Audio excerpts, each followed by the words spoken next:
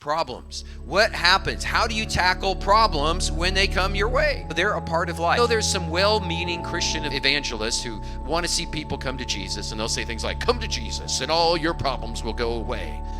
Well, I'm sorry, that's just not in the Bible. And sometimes bad things happen when good things happen. As a new Christian, I became a part of a church where people use this really interesting language, and they would say, oh, the Lord told me. I was like, wow, really? Yeah, the Lord told me to go and do this. The Lord told me to go and do that. The Lord told me to go by. I'm like, really?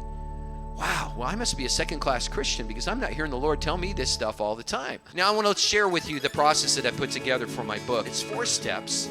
First one is to read the backstory. That means to see, okay, what is going on? What's the situation? What do I need to change? What must never change? That's kind of the backstory. The second step is to catch God's story.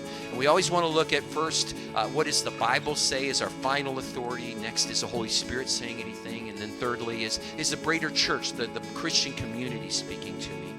The third step is to take it to crafting a new story. We can leave the second step with a very clear direction from God. Yes, we know what God says. We can end, I'm not sure, but maybe I know. And a lot of times we'll end up, well, I don't have anything clear right now. And we can work through these processes. And the crafting a new story step is built on all this whole field of decision science. And there's several sub-steps there that can lead us to the place of making a decision.